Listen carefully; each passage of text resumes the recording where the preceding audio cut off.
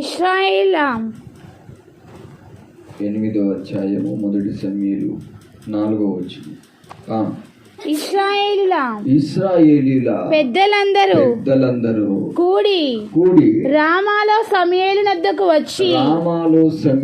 యొద్దకు వచ్చి చిత్తగించుము, నీవు వృద్ధుడవు, నీ కుమారులు నీ ప్రవర్తన వంటి ప్రవర్తన గలవారు కారు కనుక.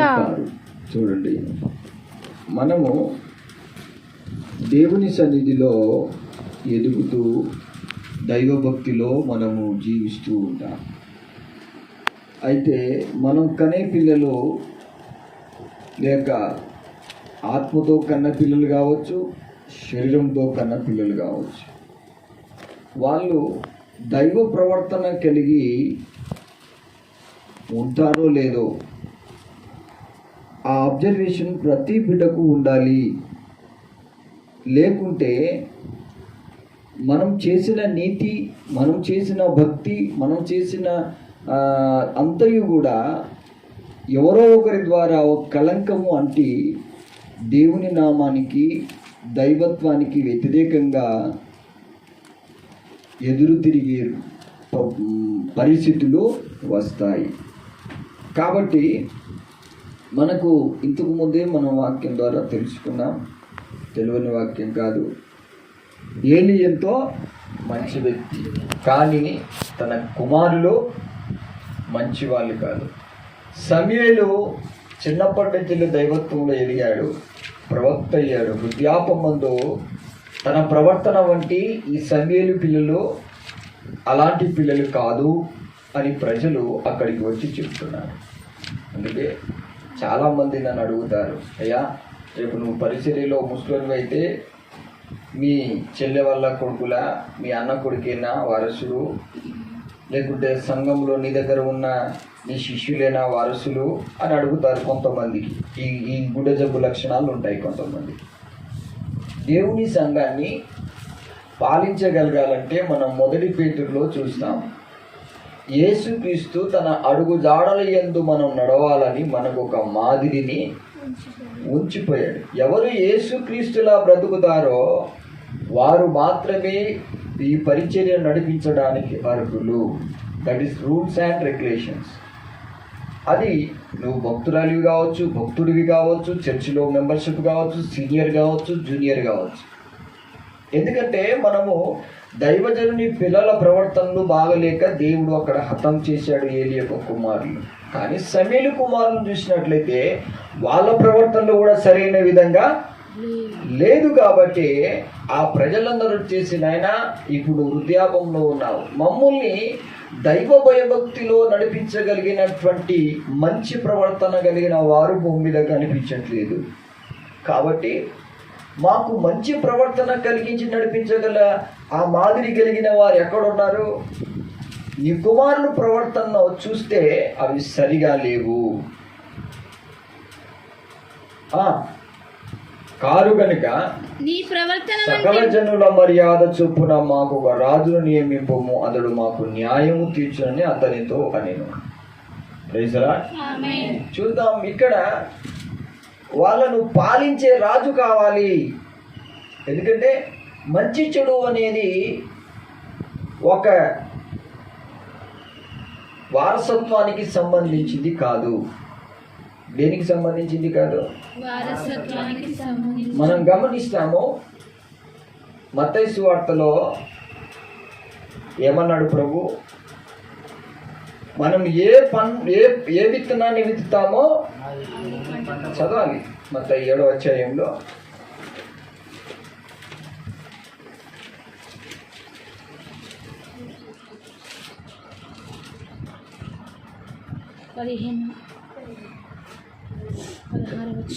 చదువు.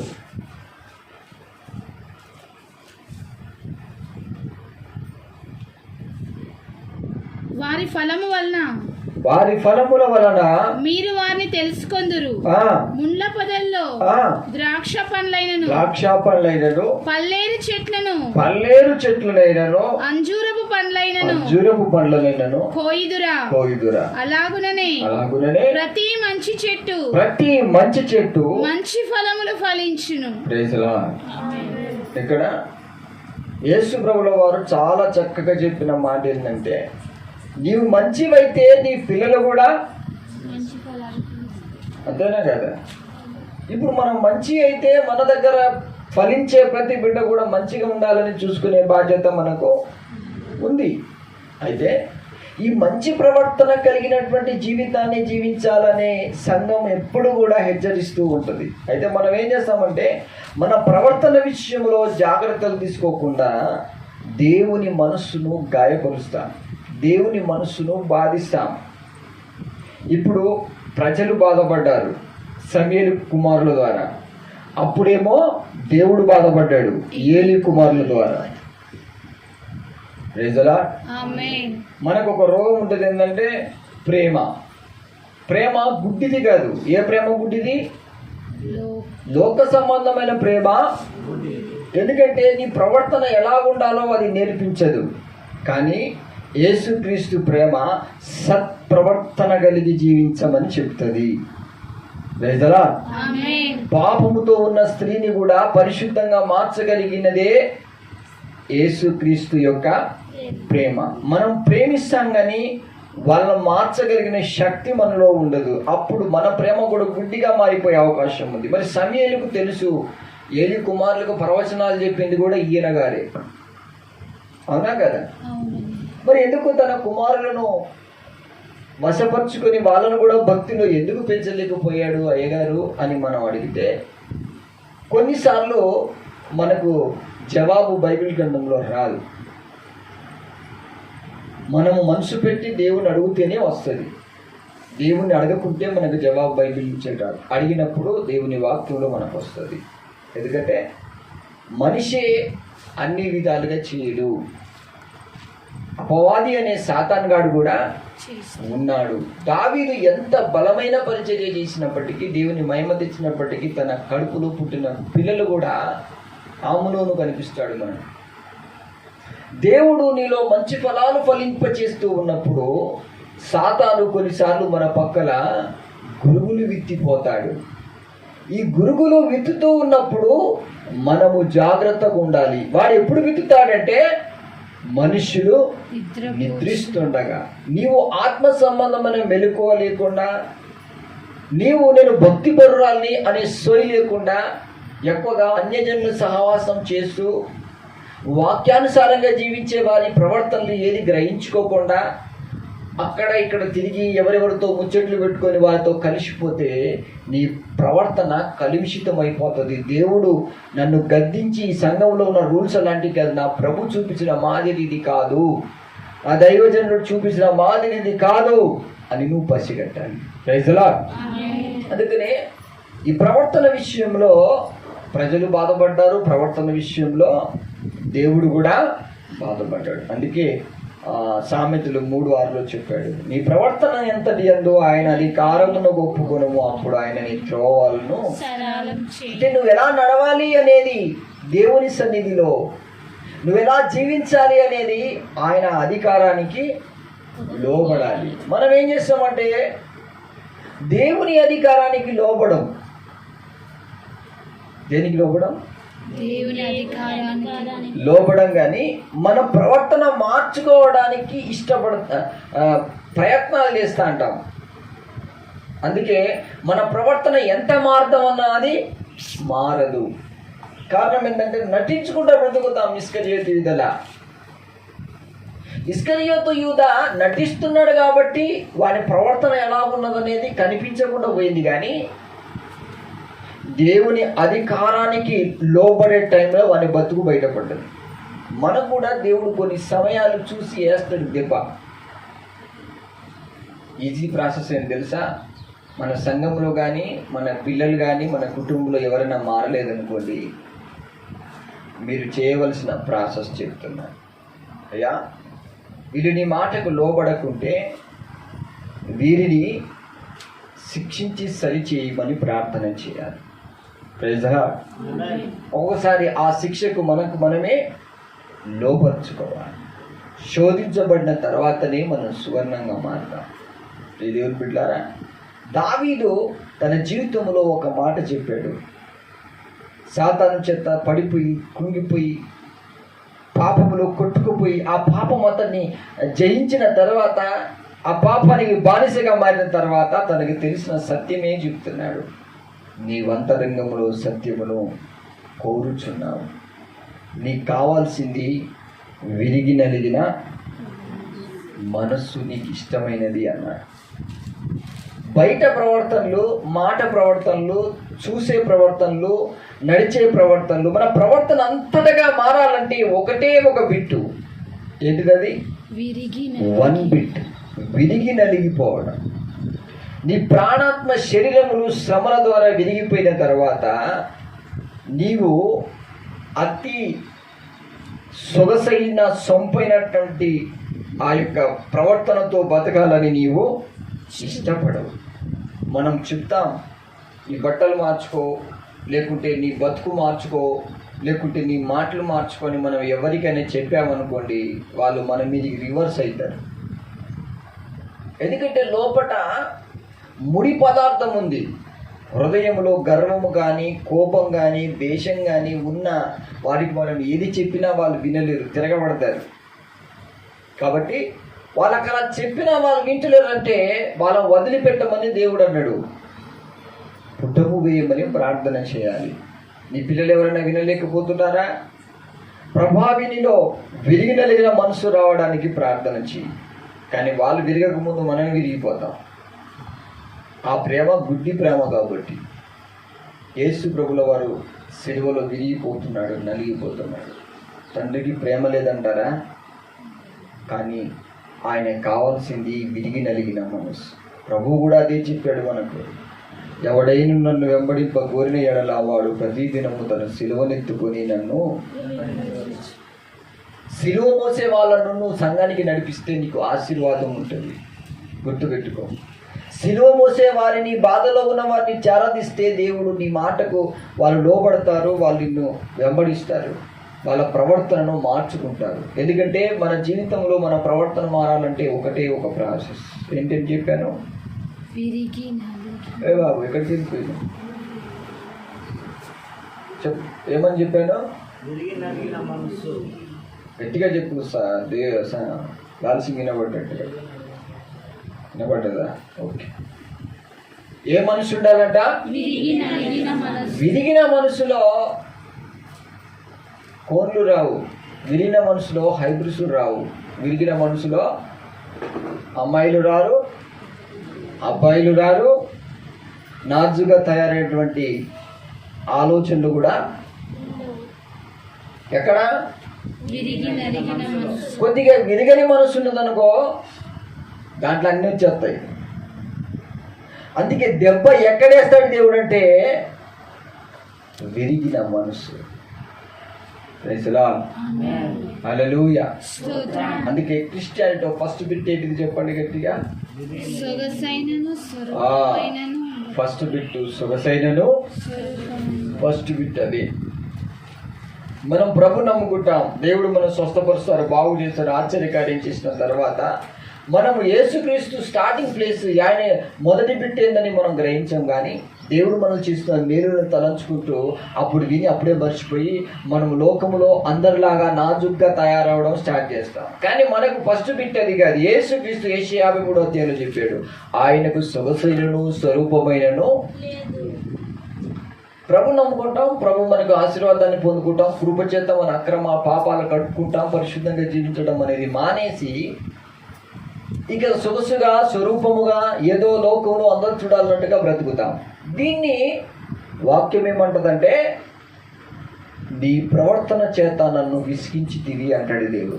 రేజలా. ఇక్కడ దేవుడు మనల్ని ఎందుకు తనకు సిలువ మోస్తూ వెంబడించాలని చెప్తున్నాడు అంటే, ఆయనకు కావాల్సింది విరిగి నలిగిన మనసు. అంటే నీ ప్రవర్తన అంతటి మీద ఆయన అధికారానికి లోపడాలి. నీ మనసుని ఇరగొట్టుకోమంటే నువ్వు ఒప్పుకుంటావా? ఎవరు ఒప్పుకుంటారు చెప్పండి? అందుకనే నీ ప్రవర్తన అనేది ఫస్ట్ విరిగి నలిగిన మనస్సుకే నీ అధికారానికి నువ్వు లోబడు. అది మార్చుకో, ఇది మార్చుకో అంటే ఎవరు మారరండి. వారు విరిగిన మనసు, నలిగిన హృదయం కలిగినప్పుడే అన్నిటి నువ్వు మారు మారు అని చెప్పవలసిన అవసరమో వాళ్ళు ఆటోమేటిక్గా మారిపోతారు. ఇగో ఒక మంచి సూపర్ చెప్పులు వేసుకోవచ్చు కదా అంటే వాళ్ళకి అసూయ ఉండదు. ఎందుకు వేసుకోవాలి? నాకు ఇరిగిపోయిన మనసు కదా. ఒక సూపర్ సూట్ వేసుకోవచ్చు కదా అంటే ఎందుకు వేసుకోవాలి? అబ్బో ఎందుకు ఇదంతా? ఒక విధంగా నువ్వు కనిపించవచ్చు కదా అంటే ఆ మనసు హృదయంలో దేవుడు ఉంటే చాలు. రైతులా కానీ లోక సంబంధమైన మనసు ఏం చేస్తుందంటే అది చెడిపోయిన మనసు. అది విరగలేదు కాబట్టి అది దేవుని అధికారానికి లోబడుతుందా? అది అంటాడు ధర్మశాస్త్రము దేవునికి లోబడదు, అది ఎంత మట్టికి. యేసుక్రీస్తు వచ్చిన తర్వాత అది లోబడింది. ప్రభువే దాన్ని లోపర్చి చూపించాడు. ఆమేన్. ఆ రోజున ప్రభు ఎందుకు ఎలా లోపర్చాడంటే తాను విరిగి లోపర్చాడు.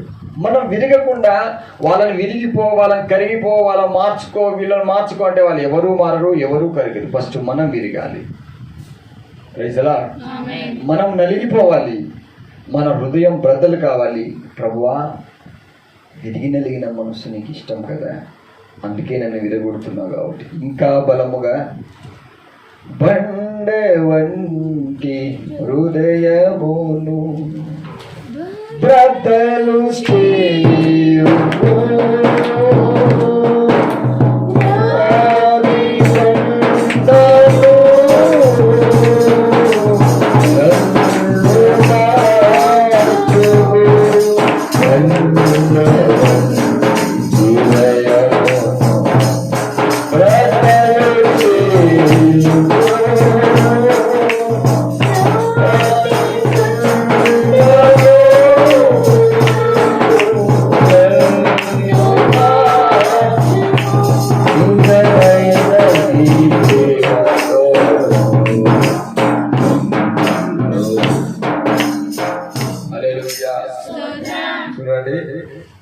దేవుడు ఇశ్రాయేలు ప్రజల ప్రవర్తనను చూసి చాలా బాధపడ్డాడు, కోపం వచ్చింది. దేవుడు మనల్ని చూస్తూనే ఉంటాడు. నా ప్రజలు ఎలాగున్నాడు అంటే వాళ్ళ ప్రవర్తనలో మార్పులు కలిగి ఉన్నదా లేదా అంటే ఎన్ని సంవత్సరాలైనా మారని వాళ్ళు ఉంటారు కొంతమంది. ప్రజలా ఎన్ని సంవత్సరాలైన వారిలో ఆత్మీయ జీవితం కనిపించదు. కారణం ఏంటంటే వాళ్ళ ప్రవర్తన ఏదో నటించడానికి ఒప్పుకుంటారు కానీ నిజంగా విరిగి నలిగిపోవడానికి వాళ్ళు ఇష్టపడరు. రైసలా అప్పుడే మన జీవితం మారుతుందని బైబిల్ చెప్తుంది. ఒకసారి ఇజ్రాయేల్ ప్రజలకి ఏం చెప్పాడు చూడండి. హెజ్కేలు గ్రంథము 7వ అధ్యాయము 3వ వచనం.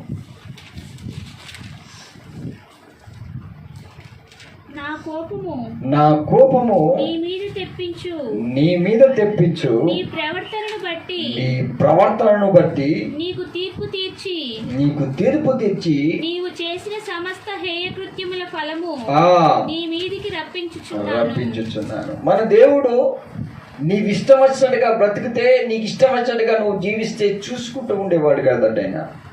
ఖచ్చితంగా నువ్వు చేసినటువంటి అక్రమాలు, అన్యాయాలు, పాపాలు సత్య వరకు వదిలిపెట్టాడు ఆయన. హల్లెలూయా. ఇక విరిగే టైంకి, పనిష్మెంట్ వచ్చే టైంకి మనకి ఏమైతుంది బిడ్డలారా? దేవుని వదిలిపెట్టాలనిపించింది. కానీ నా ప్రవర్తన వల్ల నేను ఈ కర్మఫలాన్ని అనుభవిస్తున్నాను. నా ప్రభు నన్ను మార్చి తన సొగసు స్వరూపం లేకుండా ఉండమంటే నేను ఇలా తయారయ్యాను కాబట్టి ఈ శిక్ష కావచ్చు. నేను మార్చుకుంటాను మనసును, ఆ విరిగి నలిగిన మనసుగా అణుచుకుంటే దేవునికి మహిమ, నీ జీవితంలో మార్పు. రైతులా కానీ అలా ఎవరు కూడా. తర్వాత వాక్యం చదువుదాం. అదే నీ ఎడల కటాక్షం ఉంచకయు కనికరము చూపకయు నుందును.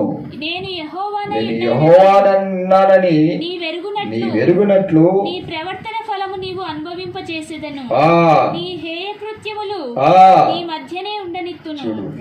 నువ్వు చేసిన ప్రతి అక్రమము, నీ పాపాలు నువ్వు మార్చుకోవడానికి సిద్ధపడలే కాబట్టి నీకు తెలుస్తుంది నేను దేవుణ్ణి నీ మీద కనికరం కానీ జాలి కానీ చూపించను అన్నాడు.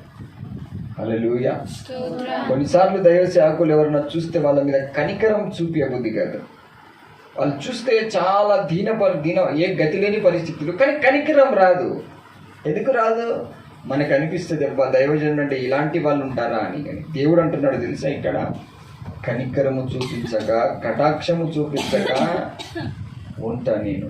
అప్పుడు నువ్వు ఎలా బతుకుతావో నీ బతుకేదో చూపిస్తాను అంటాడు. అయితే దైవ కోణంలో మనం ఆలోచించకుండా, ఎందుకంటే దేవుడు మన అక్రమాల విషయాల్లో మనము ఆయన ప్రవర్తనకు, మన ప్రవర్తన మీద ఆయన అధికారానికి మనము లోబడాలని చూస్తాడా, లోబడద్దని చూస్తాడా? లోబడని నీ దయ్యాలు ఎన్నున్నాయో అవన్నీ సత్య వరకు పుట్టం చేస్తూనే ఉంటాడు. మనం ఏం చేస్తామంటే వాళ్ళు బాగలేని వాళ్ళ మొదలు పెడతాం, వీళ్ళు రండి వాళ్ళు, అలాంటి పరిచర్య కదా దేవుడు మనకి ఇచ్చింది. ఆ పరిశుద్ధాత్మ దేవుడు నేర్పించిన అనుభవం అది. పాపమును ఒప్పింపచేయును, తీర్పును ఒప్పింపచేయును, అంతేనా, నీతిని ఒప్పింపచేయును. ఇప్పుడు పాపాలు ఒప్పించాలి ఫస్ట్, నీతి గురించి దేవుడు ఒప్పిస్తూ ఉంటాడు. తర్వాత తీర్పు అంటే తప్పు చెప్పినా వినకుంటే దేవుని శిక్ష వారి మీదకి దిగిద్ది అనేది కూడా మనం తెలియచేయాలి.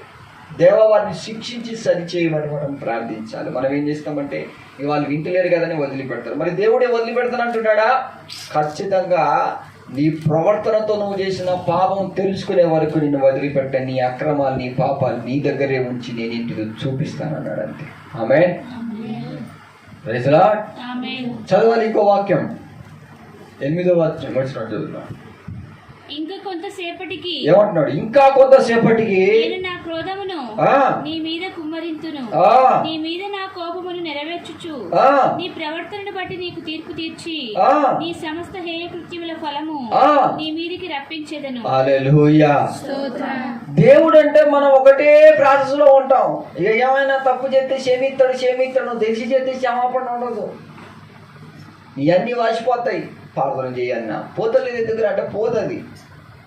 ఎందుకంటే నువ్వు తెలిసి ఆ హేయ కృత్యములో, ఆ అక్రమాల్లో, ఆ అన్యాయాల్లో నీ ప్రవర్తన అంతటా ఆయన చూస్తూ వచ్చాడు. నువ్వు ఎలా నడుస్తున్నావు దేవుని సంఘానికి. హిజ్కియాకు ఉండి ఒకటేసారి చచ్చిపోతావు అన్నాడు. అంతే, గుడికి విల్లు అని కమలమ్మా సాల్ నిద్రపోయింది, కొద్దిగా మెరుకో. ఇది లాజిక్ కాదు నిద్రపోవడానికి. దేవుని మందిరం, ఈ మందిరంలో భయభక్తి కలిగే వాక్యం వినాలి. నీ ప్రవర్తన అంటే ఇలాంటి ప్రవర్తన చూసే దేవుడు అసహించుకుంటాడు. ఇలాంటి ప్రవర్తన పోయేంత వరకు శోధనలు శ్రమలు తీయడు. మనం ఫస్ట్ భయపడాలి దేవుని సన్నిధికి. దేవుడు నాకేం నేర్పించాలనుకుంటున్నాడు ఈ రోజున. హల్లెలూయా. నా ప్రవర్తన ఇంకా ఏం మారాలి? ఇంకా దేవుడు నాకెందుకు ఈ శోధనలో అలా వదిలేస్తున్నాడు? మార్పు చెందుతూ ఉంటే ఒక్కొక్క దయ్యం, ఒక్కొక్క దురాత్మ మన కుటుంబం, మన సంఘాన్ని వదిలిపెట్టి పారిపోతాయి. మారబడ్డానికి, నీ ప్రవర్తన అధికారం ఆయన నడిపించడానికి నువ్వు లోబడుతున్నావా? లోబడాల్సిందే. లోబడనంటే కుదరదు. Praise the Lord. అందుకే ఇక్కడ చెప్తున్నాడు, చక్కగా చెప్పాడు. ఖచ్చితంగా నేను నిన్ను, నీ ఫలాన్ని నువ్వు చేసి నేను వద్దు అని వదిలిపెట్టకుండా ఆ పాపములో, ఆ శాపములో నువ్వేదైతే నాకు వ్యతిరేకంగా ఉన్నది అది చాలా మందికి అంది. కొన్నిసార్లు మనం ప్రార్థన చేసి బిడ్డ అది వద్దురా అంటే వాడు వినడు. వినకుంటే మనం ఏం చేస్తాం? ప్రార్థన చేస్తాం. ఏమని ప్రార్థన చేస్తాం? దేవా వారిని చెప్పండి గట్టిగా. దెబ్బరమ్మ ఏమని చేస్తే తెలుసా? అయ్యా నా కొడుకు క్షమించుకుంటేనే బాగుంటుంది. దేవుడు కూడా అంటాడు, వాడు నరకం పోయినా కూడా నన్ను క్షమించాలని దేవుడు అంటాడు. ఈ ప్రార్థన చేయడం కంటే వాళ్ళు మన మాట వినకుంటే ఖచ్చితంగా నీ శిక్ష ఫలము, వారు చేసిన అక్రమాలకు తప్పు నిజమేదో నువ్వు చూపిమని ప్రార్థించాలి. అప్పుడే వారు లోబడితే నీ ప్రవర్తన సరి చేయబడుతుంది. లోబడకుంటే, అందుకే నీ ప్రవర్తన అంతటి మీద ఆయన అధికారానికి. ఇప్పుడు విరిగి నలిగిన మనస్సుకు లోబడం అంటే మనం ఇప్పుడే చెప్పాము. చెప్పాలి గట్టిగా. లోబడతావా? మరి ఇలాంటి ప్రవర్తన ఉంటే దేవుడు సంతోషపడతాడు సంఘంలో. ఖచ్చితంగా లోబడతానంతే. నన్ను తిట్టినా గద్దించినా నా మంచిగా, ఎందుకంటే నా ప్రవర్తన సంఘంలో సరిగా లేదు. ప్రసంగి గ్రంథం అదే అంటుంది, నీ మందిరానికి పోయినప్పుడు నీ ప్రవర్తన జాగ్రత్త. వచ్చినాక కూడా జాగ్రత్త ఉండదు కొంతమంది. ఎలా? పోయేటప్పుడే జాగ్రత్త అంటుంటే ఇక వచ్చినాక కూడా నువ్వు జాగ్రత్త తీసుకోకుండా ఇంకేం, ఎక్కడికి పోతున్నావు, ఏం చేస్తున్నావు? అందుకని దేవుడు అన్నాడు, ఖచ్చితంగా ఆ ఫలము నీ మీదికి తెలియజేస్తాను అన్నాడు. Praise the lord. హల్లెలూయా, హల్లెలూయా. అయితే ఈ రోజున దేవుడు మన ప్రవర్తన అంతటి మీద ఆయన యొక్క కార్యము నెరవేర్చేటట్టుగా 24:14 చదువుతాం. హెచ్కేల్ గ్రంథంలోనే 24:14.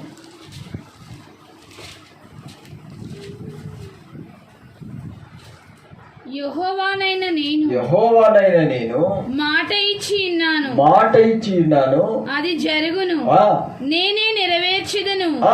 నేను వెనుక తీయను, కనికరింపను, సంతాపపడను. నీ ప్రవర్తనను బట్టి, నీ క్రియలను బట్టి నీకు శిక్ష విధింపబడును. నీ ప్రవర్తనను బట్టి. ఇప్పుడు దేవుడు మనల్ని ఎందుకు పిలిచాడు సంఘానికి? ఇప్పుడు రోమా కానీ తిమోతి కానీ చూద్దాం. మనము ఆశీర్వదించబడుటకి వచ్చితిమి కానీ శాపగ్రస్తులుగా ఉండడానికి రాలేదు. దేవుని ఉగ్రతను పాలవుటకు దేవుడు మనల్ని పిలవలేదు అన్నాడు. ఇప్పుడు దేవుడు మనల్ని ఖచ్చితంగా నిన్ను శిక్షిస్తానని కనికరపడాలని ఎందుకు అంటున్నాడంటే మన ప్రవర్తనలో ఏ మార్పులు లేకుండా ఉండడం. ఇక చూసిన వాళ్ళందరూ కూడా అబ్బా వీళ్ళు చర్చికి వెళ్ళారు, దేవుడు కాపాడలేక, దేవుడు కాపాడగలుగుటకు సమర్థుడు, కానీ మన ప్రవర్తన అంతటి మీద ఆయన అధికారానికి మనము లోబడట్లేదు. మన వల్ల దేవునికి ఎంత అవమానం వచ్చినా చూసుకుంటుంటాం. ఇది మనకున్న గుండె జబ్బు లక్షణం. మన పిల్లలు కూడా మనకెంత అవమానం తెచ్చే వారికి దిగజారిపోతారు తెలుసా? నువ్వు ఊహించవు. ఎందుకు ఇలా జరిగిందంటే దేవుడు అంటాడు, నీ ప్రవర్తన మీద నా అధికారానికి నువ్వు లోబడలే, నీ పిల్లలు కూడా నీకు లోబడరు. నీకెంత అవమానం వచ్చిందో నీకంటే ఎక్కువ అవమానం నాకే వచ్చింది అంటాడు దేవుడు. Praise the lord. హల్లెలూయా. అందుకే యోనాకు బుద్ధి తెప్పించాడు దేవుడు. దేని ద్వారా? సోరకాయ చెట్టు ద్వారా. దేవుడు అంటే ఖచ్చితంగా పరిపాలకుడు. ఆయన పాలిస్తాడు, ఎవరికి ఏమి ఇవ్వాలో ఇస్తాడు. మనం ఏం చేయాలంటే ఒకటే బిట్లో ఉండద్దు, క్షమించు అనే బిట్లో ఉండద్దు, నీతి నేర్పించే బిట్లో ఉండాలి. తీర్పు ఏంటిదో వారికి తెలియజేస్తూ ప్రార్థించాలి. అప్పుడే సంఘం అభివృద్ధి అయ్యింది. హల్లెలూయా. దేవుడు వారి విషయంలో ఏం బయలుపరుస్తున్నాడో కూడా తెలుసుకోగలగాలి. మనం చిన్న పిల్లలాగా ఉండకూడదు. పోవడం ఏదైనా ఉంటే సరి చేసుకోకుండా ఉండడము. మన బ్రతుకుని అలాగే ఉంటే మరి సంఘంలో కానీ సమాజంలో కానీ దేవుని అధికారం నీ మీద నడవకుంటే ఆయన రాజ్యం ఎలాగొచ్చింది? ప్రార్థన ఏమని చేస్తున్నావు? నీ రాజ్యము ఎడొచ్చింది? నువ్వు లోబడితేనే కదా వచ్చేది. ఏమన్నా ఉన్నదుని గద్దించాననుకో, ఇగో ఇట్లా చెప్తాడా అందరి ముందట అంటారు. అందుకే ఎందుకు చెప్తాడు దేవుడు ఏంటంటే నీ ప్రవర్తన సరిగా కనిపించకుంటే కుదరదు. ఆ ప్రవర్తన నువ్వు మార్చుకుంటే నీకు మంచిది. Praise the Lord. మనం లోకంలో ఉన్నట్టుగా వచ్చి సంఘంలో కూడా అలాగే ప్రవర్తిస్తున్నట్టే దేవుడు చూసుకుంటూ ఉన్నాడు, దైవజనుడు అస్సలకే చూసుకుంటూ ఉన్నాడు. అందుకే నీ ప్రవర్తన విషయమై నీవు మారు మనసు పొంది, ప్రైజ్ ది లార్డ్, నీవు చేసిన నీ హేయ కృత్యములన్నింటినీ మాని నా యొద్దకు వస్తే నేను నిన్ను జాలి కలిగి నేను నిన్ను కనికరించి నేను బాగు చేయుదును అంటాడు ప్రభు. Praise the Lord. మనం ఏం చేస్తుంటే మన జీవితంలో ఎప్పుడు కూడా మన జీవితంలో మార్పు దేవుని దృష్టిలో జరగాలి, నా జీవితం ఇంకా మారాలి అనే ధ్యానంలో ఉంటాం. కానీ మనం లోకానుసారంగా మారిపోతూ ఉంటాం. అందుకే కొన్నిసార్లు దేవుడు మన మీద కనికరం కానీ జాలి కానీ చూపించాడు. ఎందుకు ఇలా జరిగిందనే ప్రశ్నలు మనకు వస్తాయి. అందుకే పాడతాం, ఎందుకిలా జరిగిందని యేసయ్యను అడిగే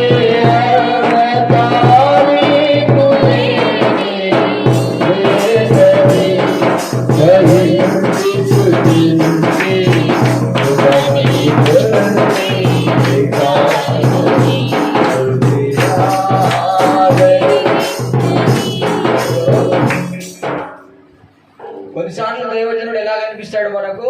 ప్రేమతో కనిపిస్తాడు. ఉండి ఒకటేసారి లేవట్టి ఎత్తేసినట్టుగా మాట్లాడతాడు. అప్పుడు మన కోపం వచ్చింది, నీకు ఇంత ఘోరంగా మాట్లాడతాడు అన్నయ్య. ప్రేమతోనే ఉంటాడు కానీ ఒకసారి అబ్బా మరి టూ మచ్గా మాట్లాడేస్తాడు. ఎందుకు అట్లా కావచ్చు? ఎందుకంటే ఎన్నో రోజులని చూసి నేను ఏమాత్రం మార్పు చెందకుంటే కోపం వచ్చింది. అప్పుడు హల్లెలూయా. చూడండి, శిక్షకు లోబడితే ఒకసారి మోషే కూడా దైవ పరిచయంలో ఉండి దేవుని పని చేస్తుంటే అహరోను మిర్యాములు ఏం చేశారు? మెల్లగా తిరగబడి ఈయన ద్వారా దేవుడు మాట్లాడా, మాకు లేవో ప్రవచనట్టుగా మాట్లాడు. దేవుడు ఏం పనిష్మెంట్ ఇచ్చాడు తెలుసా? కుష్టు రోగం వచ్చేటట్టు చేశాడు. మోషే పోయి థూ అని ఉమ్మే వరకు నీకు స్వస్థత కాదు. ఎందుకు అంత అధికారాన్ని మోషేకి ఇచ్చాడంటే, మోషే ఎప్పుడు కూడా తన ప్రవర్తన అంతటి మీద దేవుడు అధికారం చెలాయించాలనుకున్నాడు. Praise the lord. కానీ అహరోను మిర్యాములు తెలియకుండానే సాతాను ప్రేరేపణలు లోబడి పైన పెద్దవాళ్ళు వాళ్ళకి చెప్పే అధికారం మనకున్నదాన్ని గ్రహించుకోకుండా తొందరపడి, దేవుడు ఎవరికైనా మనం చెప్పచ్చు కానీ దేవునితో మాట్లాడుతున్న వారికి చెప్పే హక్కు భూమి మీద ఎవరికి ఉండదు. చెప్పచ్చు, ఏ సేవకులకి చెప్పాలి? దేవుని సహవాసం మొత్తమే కోల్పోయిన వారు ఎవరైతే ఉంటారో, ఎప్పుడో ఒకసారి దర్శనం చూసుకునే వాళ్ళు ఉంటే, అదే అంటాడు అక్కడ ఎక్స్ప్లెయిన్ చేసి చెప్తాడు దేవుడు ఈ అహరోను మిర్యాముకి. ఏమంటాడు? ఎవడైనా ప్రవక్తగా ఉన్నాడా వారితో దర్శనమిచ్చి మాట్లాడతా, కల్లో వచ్చి. మరి మోషేతో నేను ఎలా మాట్లాడతాను? Face to face. అంత క్లారిటీగా ఉండటానికి చెప్పడానికి మీకు ఎట్లా భయం రాలేదో ఫస్ట్ అది చెప్పుండి అంటాడు. ఈ భయం వారికి లేదు, వాళ్ళ ప్రవర్తనలు సరిగా లేవు, శిక్షించాడు దేవుడు. ఈ రోజున దేవుడు నీకు అది అంటున్నాడు, నీ ప్రవర్తన విషయంలో ఇక నుంచి దేవుడు కఠినత్వాన్ని అవలంబించబోతున్నాడు. నీకు కొన్నిసార్లు కోపం రావచ్చు, ఇంత కఠినంగా దైవజనుడు మనకు చెప్పొచ్చా అని. కానీ నువ్వు మార్పు చెందని నీ మూఢత్వాన్ని మర్చిపోయి, మరి ఇన్ని రోజులా నేను ఇంకా దేవుల్లో మార్చబడి నా బ్రతుకుని ఇంకా ప్రభు వైపు మళ్లించడానికి ఇంకెంతకాలం నేను ప్రభుని విసిగిస్తాను, ఇంకెంతకాలము దేవుని సంఘంలో నటించుకుంటూ బ్రతుకుతాను, నేను మారాలి అని సత్ప్రవర్తన కలిగి దేవుని వైపు నువ్వు తిరగాలి. Praise the Lord. దానికోసమే ప్రభు ఫస్ట్ పెట్టేసుకున్నాడు. ఏం వేసుకున్నాడు? ఆయన సొగసైనను ఆయనకు లేదు. కాబట్టి మనం చేయాల్సిన పని చూడండి, యేసు ప్రభుల వారి నాకు ప్రార్థన చేస్తుంటే డ్రెస్ కోడ్ అనగానే గుర్తుకొచ్చింది. ఫస్ట్ ఇంకా రాబోయే ఫ్యూచర్లో అయితే ఆ డ్రెస్ కోడ్ వస్తుంది చర్చికి. ఫస్ట్ వచ్చే డ్రెస్ కోడ్ ఏదంటే ఉదారంగపు వస్త్రము. ఈ ఉదారకపు వస్త్రాన్ని యేసు ప్రభుల వారు సిలువలో సొగసు స్వరూపము లేనప్పుడు వేశాడు. మనం దేవుడు రాగానే మేము రాజులమని ఫీల్ అవుతాం, కానీ రాజు దాసుడిగా మారాడు. దేవుడు తన కృపను బట్టి మనల్ని ఎంత హెచ్చించినా మనం తగ్గింపు కలిగి శ్రమల చేత వేదనల చేత సిలువ మోస్తూ మనం ఉదారంగపు వస్త్రం అనే కోటును ధరించాలి. Praise the Lord. తర్వాత నీలం అనే డ్రెస్సును ఒక్కొక్క బిట్స్ ఉంటాయి దేవుని సంఘంలో. తర్వాత తెల్లటి వస్త్రాన్ని ఇస్తాడు. 3 ప్రాసెస్లు 3 బిట్స్లు కలిగిన ప్రజలు సంఘంలో నివాసం చేస్తారు. ఆ రోజున ప్రభుకు శుభమని చెప్పి ఆ ఉదపు రంగాన్ని, ఆ వస్త్రాన్ని ఆయనకు వేశారు నిలువుటంగి. హల్లెలూయా. ఈ రోజున ప్రభు కూడా నీకు అంటున్నాడు, మరి ఎలాంటి ప్రవర్తన యేసేది అని మనం చూసినట్లయితే చాలా విరిగిపోయిన ప్రవర్తన, చాలా నలిగిపోయిన ప్రవర్తన. ఆయన ఎన్ని విధాలుగా హింసించినా కూడా ఆ మనసు, ఆ ఆలోచన, ఆ తలంపులు అన్నిటిని ఏం చేసుకుంటున్నాడు? ప్రభు చంపుకున్నాడు సిలువలో. అందుకే యేసయ్య ఏమంటున్నాడు? నీ ప్రవర్తన అంతటి మీద ఆయన అధికారానికి నువ్వు లోబడనంటే సిలువ మోస్తూరా. సిలువ మోసిన వాడు ఆటోమేటిక్గా లోబడతాడు. Praise the Lord. అందుకే ప్రభు అన్నాడు, ఎవడు సిలువ మోస్తాడో వాడు ఖచ్చితంగా దేవునికి. శ్రమలు రావద్దని ప్రార్థన చేయకండి. చాలా మంది అంటున్నారు, అనే మా శ్రమలు రాకుండా ప్రార్థన చేయి. శ్రమలు రావద్దని నువ్వు ప్రార్థన చేయమని అంటారు. ఎందుకు నీ మీదకి వచ్చిన ఈ శ్రమలు? నిద్ర బతుకు మార్చుకోవడానికి వస్తాయి శ్రమలు. ఇప్పుడు శ్రమల్లో ఉన్నావు అనుకో, నిద్రపోతావా? నువ్వు ఏడుస్తావు. వాక్యం అయ్యే వరకు కన్నీళ్ళు ఏడుస్తూ ఉంటావు. అయ్యో దేవా నాయన ఈరోజు ఏమైనా మాట్లాడే, దేవా నన్ను విడిపించి. అదే బాధ ఉంటుంది, ఇక వేరే బాధ. నిద్ర ఎక్కడ నుంచి వచ్చింది నీకు? ఈ శ్రమలు మనకు మంచిదే, శ్రమలు రావద్దని ప్రార్థించదు, కానీ ఆ శ్రమలలో మన మనస్సు, మన హృదయం విరిగి మన ప్రవర్తన మార్చేటట్టుగా చేయమని ప్రార్థించాలి. ఆమేన్. అందుకే కొన్నిసార్లు మనకు కొన్ని శ్రమలకు దేవుడు అప్పగిస్తూ ఉంటాడు, కానీ నమ్మదగిన వాడండి ప్రభు. కొన్నిసార్లు తిట్టేటట్టు చేస్తాడు. ఎవరైనా తిడితే మన కోపం వచ్చింది, కానీ అలా తిట్టినప్పుడే నీ మనసు ఏమవుతుందంటే విరిగిపోతుంది. Praise lord. ఎవరు తిట్టోళ్ళు లేకుండా ఉన్నారు అనుకో, నువ్వేమైపోతావు? మహారాణిలా అయిపోతావు. తిట్టేటోళ్ళు అంటే నా బతుకింతే అనిపిస్తుందా? అనిపించదా? నాదో బతుకు, నాకు దీనికి ఒక సెంట, దీనికి ఒక సోఫా, దీనికి ఒక ఫాన్సా, ఏముంది ప్రభు అన్నాలో అప్పుడు నేను పడినట్టు పడతావు. ఏమీ లేదు నా యందు అతిశయించుటకు, నీ ప్రేమ, నీ కనికరం, నీ జాలి, ఇక ఏదైనా నువ్వు చేసింది, కానీ ఈ పాసిపోయిన మొక్కలు ఇంకేమున్నది ప్రభు. ఆటోమేటిక్గా నీ మనసు విరిగిపోవడం ద్వారా నీ ప్రవర్తనలు అన్నీ కూడా ఈజీగా సెట్ అవుతాయి. మనం ఏం ప్రార్థన చేస్తాం? వాళ్ళని క్షమించు, వీళ్ళని క్షమించు, వీళ్ళని క్షమించు. సైతాన్ని క్షమించిన దానివి అవుతావు. ప్రవర్తనలో మార్పు లేకుంటే క్షమిస్తే వాళ్ళు మారరు. గుర్తుపెట్టుకోండి, చాలామంది మా దగ్గర దేవదూతలు ఉంటాయి. ఆ దేవదూతలు ఎప్పుడు చెప్పేటి అవే, క్షమించు, ఓర్చుకో. ఓర్చుకోవడం, క్షమించడం అనేది చేయొచ్చు. అది మొక్క, వెయ్యాల్సిందే దెబ్బ. ఎవరు చేస్తారేదంటే పరిశుద్ధాత్మ దేవుడు. మనం చెప్తే మనమే తిరగబడతాడు, కానీ నువ్వు ప్రార్థన చేయాలి. రహస్యమందు చూచే తండ్రి. మనము లోకం చీకటి అనే ప్రేమలో పడిపోతాం. ఆ ప్రేమ ఎవరి శిక్షకు లోబడదు. దేవుని ప్రేమ కదా, దుర్బీజమైనది. దేవుని ప్రేమ శిక్షకు లోబడదు. ప్రైజ్లా, హల్లెలూయా. చెప్పండి ఇప్పుడు ఒకటే మాటల్లో నీ ప్రవర్తన మొత్తం మారాలంటే 2 bits. ఒకటేంటిది? విరిగి నలిగిన మనసు ఉండాలి. రెండోది సిలువ మోయాలి.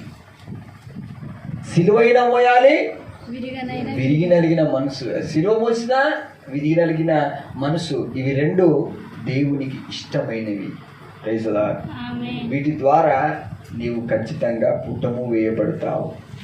నీ ప్రవర్తన అది మారను, ఇది మారను అనేది ఏది చెప్పగానే నిండిపోతావు అంతే. అబ్బో వద్దు. అందుకే యేసు ప్రభులో మొట్టమొదటి బిట్ ఏంటిదంటే సొగసు లేదు, నువ్వు మారడానికి నిన్ను తగ్గించుకో.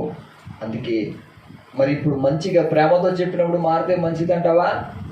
లేక నువ్వు అన్ని అక్రమాల్లో చిక్కుపోయి నీ మీద కనికరపడను, నీ మీద జాలి పడను, నీ ముఖం చూడను, ఇట్లనే చావాలి, చచ్చిన తర్వాత లేపుతాను గట్టుకు వెళ్ళాలా?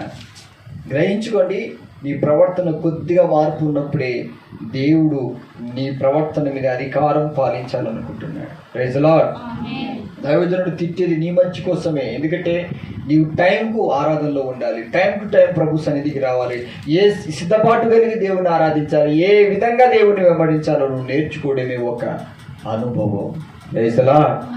అప్పుడు నీలో గర్వము పొరపాటున రాదు. చూడండి, కొంతమంది ఏదో సేవకుల్ని బట్టి దేవుడు వారికి ఆత్మ కానీ వారికి ఏదైనా ఇచ్చాడు అనుకోండి. కాఫీ కొట్టే భక్తులు ఉంటారు. కాఫీ కొట్టడం అంటే జిరాక్స్ కదా, అది వాళ్ళ ద్వారా వచ్చింది కాదని వాళ్ళు మర్చిపోయి అదేదో మాకు అన్నీ తెలిసిపోయినాయి అనే అహంలో పడిపోతారు, గర్విష్ఠులుగా మారుతారు. ఈ గర్విష్ఠులకు ఏం చెప్తే మారుతారు? ఇక వాళ్ళు మారరు కాబట్టి వారు విరగవలసిందే. అందుకే సిలువను మోయుట నువ్వు నేర్చుకోవాలి. విరిగి నలిగిన మనస్సు నాకు ఈ ప్రభువా నన్ను విరగొట్టమని ప్రార్థించాలి. ఆటోమేటిక్గా నీవు ఆయన అధికారానికి నువ్వు లోబడిపోతావు. Praise the lord. లోకం ఏమవుతుందో మనకు అవసరం లేదు. ఎందుకంటే సంఘము వేరే, లోకం వేరే. చాలా మంది చర్చికి వస్తే ఇలాగ ఉండాలి. అవును, ఇలాగే ఉండాలి. అవును, అలాగే మారాలి. మరి నువ్వు మారుతావా? అమ్మో నేను రానట్టుగా ఉండాలి వాళ్ళు. కానీ వాళ్ళు ఏం చేస్తారు తెలుసా? నేను మీతో కూడా కలిసి చేస్తాను. నీ ప్రవర్తన చూస్తే వాళ్ళు నిన్ను దూరం చేయగలగాలి, కానీ హగ్ చేసుకోవద్దు. గొర్రెపిల్ల పంది దగ్గరికి పోయినప్పుడు పంది ఐ లవ్ యూ అని చెప్పగలుగుతుంది ఆ గొర్రెపిల్లను. ఎందుకు? ఈ గొర్రెపిల్ల ఏమో పచ్చిగడ్డిలో పోతుంది, ఈ పందేమో. కానీ ఇప్పుడు కొన్ని పందులు మనం చూడగానే ఐ లవ్ యూ చెప్తాయి. ఎందుకంటే మీరు పందిగా జీవిస్తున్నారు కాబట్టి. ఈ పంది లక్షణాలు బుడద లేకుండా నువ్వు పచ్చగడ్డి తిను పవిత్రంగా జీవించడం ప్రారంభించు. పంది నీతో సహవాసం చేయదు, నీ దగ్గరికి రాదు. ఫస్ట్ మనమే పందిలా ఉరుకుతాం పందులతో సహవాసం. కానీ వాళ్ళు మంచి ప్రవర్తన కలిగి ఉన్నారా, చెడ్డ ప్రవర్తన కలిగి ఉన్నారా, ఇవన్నీ నువ్వు గమనించకుండా వారి క్రియల ఫలాన్ని నీవే తీసుకొచ్చి నువ్వు ఉగ్రత పాలవుతావు. ఎందుకన్నయ్యా నాకు దేవుడు ఇలా చేశాడంటే రోజు నీ ప్రవర్తనను గమనిస్తూ ఉండు. Praise the Lord. మరీ ముఖ్యంగా దేవుని సంఘానికి వచ్చినప్పుడు నీ ప్రవర్తన జాగ్రత్త చేసుకుంటురా. ఆ భయం అనేది నీకు లేకపోతే నువ్వు చేసే భక్తిలో నిజమే లేదు. దైవజన్ దగ్గర ఉన్నా, సంఘానికి వస్తున్నా, పరిచర్య చేస్తున్నా, అందుకే దాని ప్రతిఫలము నేను ఇస్తును అంటాడు. ఎందుకంటే ఆ ప్రతిఫలము నీకు రాకుండా పర సంబంధమైన ప్రతిఫలాలు నీకు రావాలంటే ఆయన ఇచ్చిన అధికారానికి నువ్వు లోబడ్డం ప్రారంభించు. అది కొట్టినా, తిట్టినా, గద్దించినా, ప్రభువా నన్ను విరిగి నలిగిన మనసు నాకు సిలువ మోయడం నాకు నేర్పించు. అలా నువ్వు లోబడిపోయావు అనుకో, ఖచ్చితంగా నీ జీవితంలో ఒక రూపాంతరం ఉంటుంది. Praise the Lord. అందుకే ప్రభు చివరిసారిగా నీకు అంటున్నాడు, నీవు సిలువ మోస్తురా. నేను ఉదారంగపు వస్త్రాన్ని ధరించాను కానీ అందరూ నన్ను చూసేటట్టుగా. అందుకనే ఆయనను చూసిన వారెవరు కూడా మనుషులు అపేక్షించినంతగా ఆయన ఉన్నాడా? మనుషులు చూసినట్టుగా ఉన్నది ఆయన ప్రవర్తన.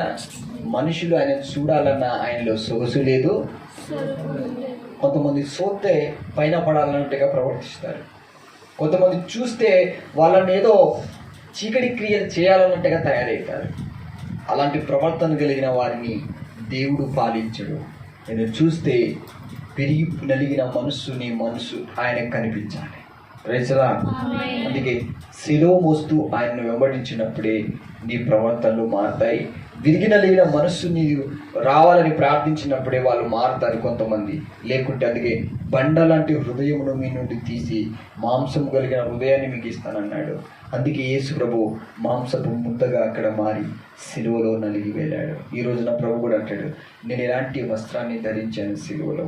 ఫస్ట్ అడుగుతాడు, నీవు శ్రమపడి లోకంలో ఉన్నట్టు కాకుండా తగుమాత్రం వస్త్రములతో కేవలము నిన్ను అలంకరించుకోకుండా దేవుని అధికారం లోబట్టట్టుగా నిన్ను నీవు పిచ్చిదానికి పిచ్చివాడిగానే ఉండాలి. లోకంలో దేవుని సంఘంలో ప్రవర్తన విషయంలో చాలా జాగ్రత్తగా ఉండాలి.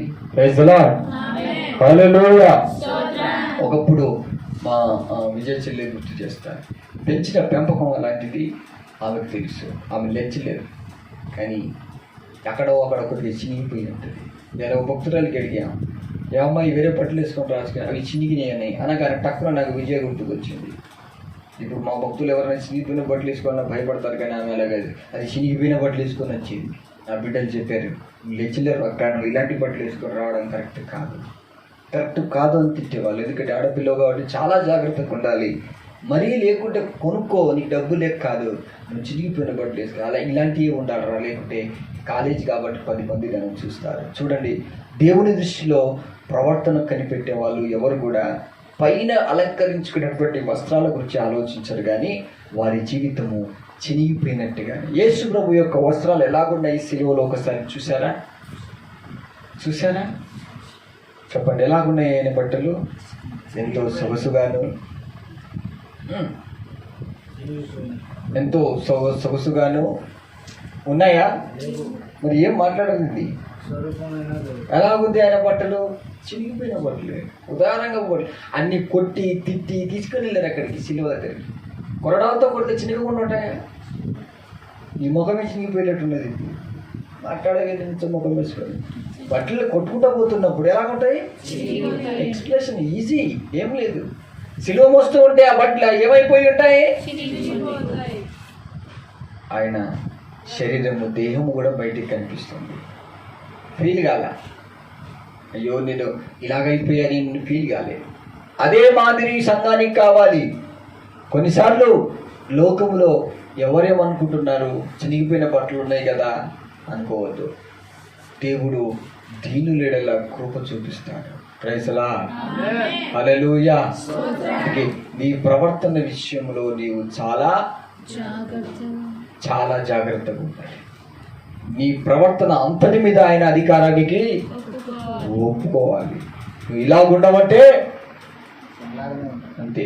చినిగిపోయిన వేసుకొని రావాలి, తప్పు లేదు. ఎందుకంటే నీ మనసు విరిగదీసేవాడు ఆయన. రెండే ప్రాసెస్, ఒకటి సిలువ పోయాలి, ఒకటి విరిగి నలిగిన మనసు నీవమని ప్రార్థించాలి.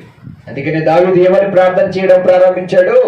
ఈ రోజు నేను భక్తి చేసిన నేను ఒకసారి పడిపోయినాను, నాలో గర్వం వచ్చి కావచ్చు. ఇన్ని రోజులు విని నాలో ఈ గర్వం ఎలా ప్రవేశించిందంటే మనసు ఇంకా విరగలేదు, మనసు ఇంకా నలగలేదు. నీవు కూడా విరిగి నలిగిన మనస్సు కావాలి. అందుకే అన్నాడు ఇప్పుడు 51వ కీర్తనలో, విరిగిన మనస్సే నీకు ఇష్టమైన బలి. నీవు బలిని కోరువాడవు కాదు, విరిగిన మనస్సు నలిగిన హృదయము నీకు దగ్గరగా ఉంటావు వారికి నీవు అన్నాడు. మంచి బట్టలు వేసుకున్నట్టు దగ్గర ఉంటా అంటున్నాడా?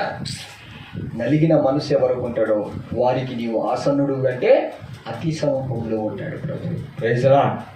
మనము దేవుడు దగ్గర కావాలి, మాట్లాడాలి అంటాం, విరగడానికి నలగడానికి ఇష్టపడాం. అందుకే దేవుడు కూడా మనకి దగ్గర ఎన్ని గంటలు ప్రార్థన చేయి జవాబే రాదు. ఎందుకు రావట్లేదంటే నీ మనసులో విరిగిపోయిన మనసు, నలిగిన మనసు అసలు నీకు లేదే. విరిగి నలిగిపోతే ప్రభువా నేను నలిగిపోయింది అన్నయ్య, విరిగిపోయింది అన్నయ్య, తుణీకరించబడింది అన్నయ్య, ఏ దిక్కు లేదయ్యా. శంకర్ ఎలా ప్రార్థన చేశాడు? ఆకాశం వైపు చూసినాగా అర్హత కూడా లేదయ్యా. ఇలాంటి ప్రార్థన మనం చేస్తామా? దిగు దిగు దిగు దిగు దిగు దిగు ఇప్పుడే దిగు దిగు దిగు దిగు దిగు దిగు దిగు దిగు దిగు అని అంటాం మనం. ఆ మాట వినగానే నాకు ఇంకా బీపీ లేచింది. అలాంటి ప్రార్థనలు మీరు చేయకండి. కొంతమంది ఎక్కడికో పోయేస్తారు, ఆయన చేసిన ప్రార్థనలు అన్నీ వింటారు. దిగు దిగు దిగు దిగు దిగు ఎవడ దిగుతాడు మీరికి చెప్పచ్చు, కానీ ఆ మాటలో ఏముండాలి? దీనత్వం ఉండాలి. ఏలియాకు వచ్చేసి ఓ దైవజనుడా దిగిరా అంటే ఏమొచ్చింది? అగ్ని దిగింది. ఏమన్నా భయం భక్తి లేకుండా దిగమంటాను, మండింది మంట. దేవునికి దిగిరా అని అడిగాడు. అయ్యా తగ్గించుకుంటా, అయ్యా నా మీదికి రా, నాలోనికి రా, అది అడిగే విధానం. గర్వంగా ప్రార్థిస్తారు, దిగు దిగు దిగు, ఓ యేసయ్య దిగు, ఇప్పుడే దిగిరా. ఎవరికి ఆజ్ఞాపిస్తాను? గర్వము లోపట. ఈ గర్వపు ప్రార్థన దేవుడు లేదట. సుందరి ఆకాశం వైపు కనులెత్తి నాకు అర్హత లేదయ్యా. సుంకరి. Praise lord. హల్లెలూయా. దీనత్వం ఉన్నప్పుడేమో నీతివంతుడవనుకున్నావా కాని కాదవు, నిష్కళంకుడవను అసలు కాకపోయి. నీతిమంతునిగాను నిష్కళంకుని వేసన కాంతుడగాను నీవు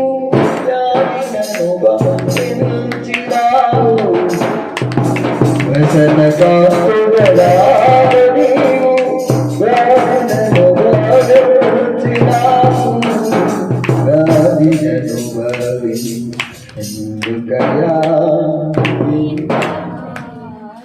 మంతుడివి కాదు, నిష్కలంకుడివి. అలాంటి వాడు దిగిరా అంటే ఆయన వస్తాడా? వేడుకోవాలి. Praise lord. అలాంటి వాళ్ళు దిగిరా అనద్దు. చిన్నపిల్లలు కూడా మొన్న కూడా చిన్న పూరుడు వాడు ఏదో దిగు దిగు దిగు అంటాడు. ఎవడరా దిగేది? వస్తానా నేనని నన్న దిగమంటే నేను దిగుతా అక్కడ. ఆయన దిగమనద్దు. బతిమాలుకుంటిని నా ప్రభుని ముమ్మారు వేడుకుంటుంది. పౌలు అంటాడు నా కృప చాలు. చాలు, ఈ దురాత్మ నా వెంటబడుతుందయ్యా, నన్ను నాశనం చేస్తుందన్నాడు పౌలు. ప్రభుని బతిమాలుకొని అడుగుతే అన్నాడు నా కృప నీకు చాలు. దీనత్వం కలిగిన వాళ్ళు వేడుకుంటారు, ఆజ్ఞాపించరు. నీతిమంతుడు కాదు, నిష్కలంకుడు కాదు. ఎవరికి ఆజ్ఞాపిస్తున్నావు? ఆయన ఆత్మను అధికారంగానే మనం నిలబెట్టుకోవాలి మన మీద. Praise Lord. దేవుని బిడ్డ, మరి ఈ రోజున కూడా దేవుడు మరోసారి నీ జ్ఞాపకం చేస్తున్నాడు. నీ ప్రవర్తన మీద ఆయన అధికారానికి లోబడాలి అంటే నీ మనస్సును విరగొట్టుకునేటట్టుగా ప్రార్థన చేయి. శిలోమోస్తూ ఎవరేమన్నా పట్టించుకోకు. బాధపడి ఎడవడము బాధపడడం మనకు కామన్, ఎందుకంటే తట్టుకోలేం కాబట్టి. విరగొట్టు ప్రభు, ఇంకా నేను నలిగిపోవాలయ్యా.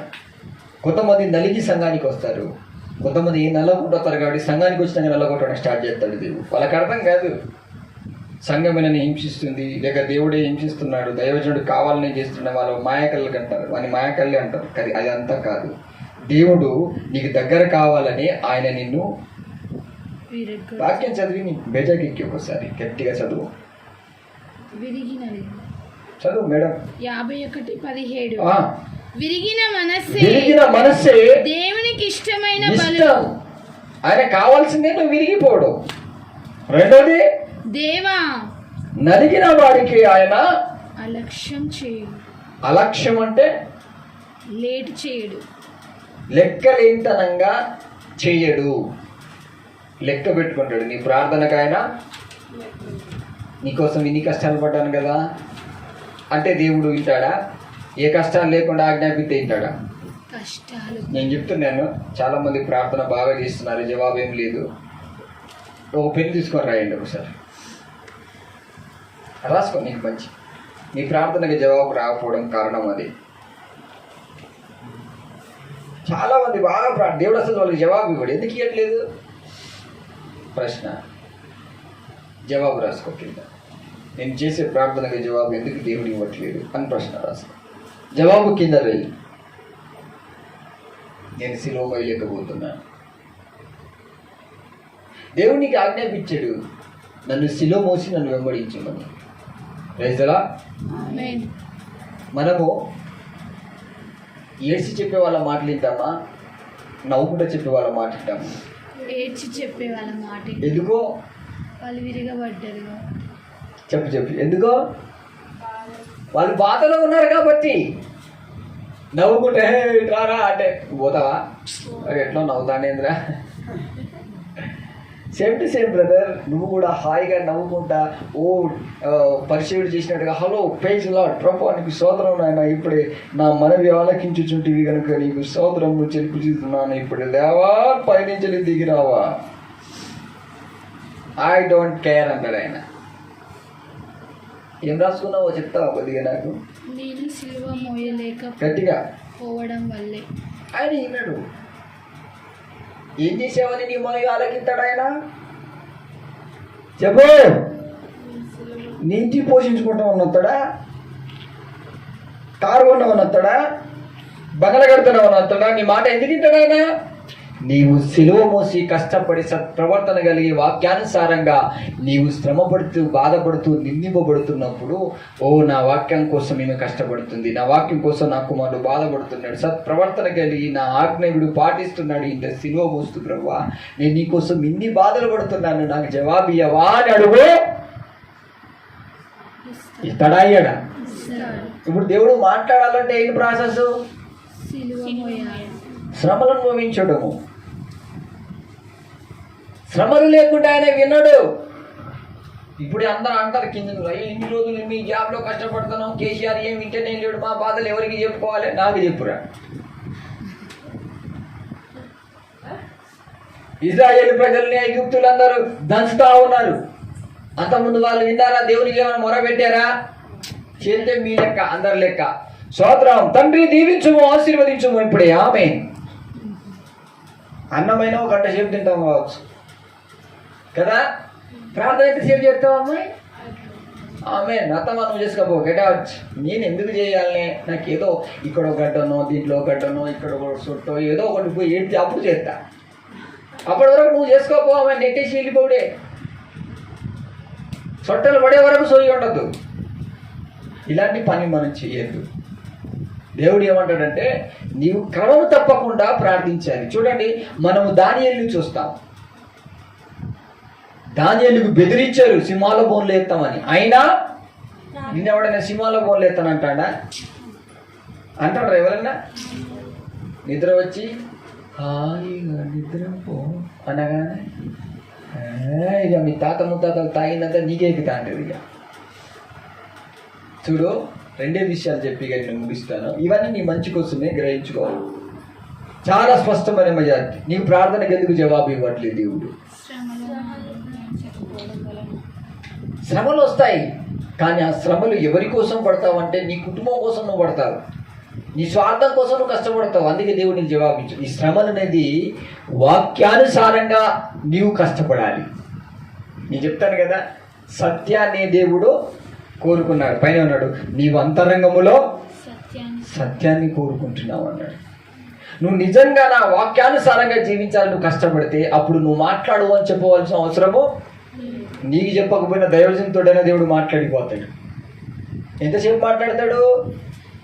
నువ్వు ఏడ్చినప్పుడే, నువ్వు బాధపడినప్పుడే, నువ్వు కష్టపడి నిజంగా నిస్వార్థంగా నీవు బాధపడినప్పుడే మాట్లాడతాడు. నువ్వు బాధలు మానే మళ్ళా దేవుడు ఎందుకు మాట్లాడతాడు? ఆయన అక్కడేమన్నాడు చూడండి, విరిగి నలిగిన మనస్సు కలిగిన వారికి నీవు ఆసన్నుడవు. ఇంకొక కీర్తనలో ఉంటది కదా, రెండు మాటలు ఉంటాయి. ఇక్కడ ఉంటుంది, అక్కడ ఉంటుంది. వారి ప్రార్థనకు అలక్ష్యం చేయమని ఇక్కడ అన్నాడు. ఇంకో కీర్తనలా ఆసన్నుడు అని కొట్టు వస్తుంది.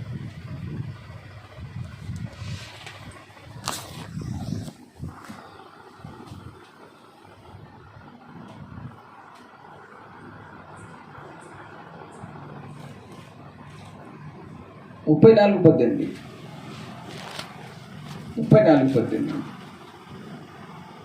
విరిగిన హృదయము గల వారికి, విరిగిన హృదయము గల వారికి యెహోవా ఆసన్నుడు.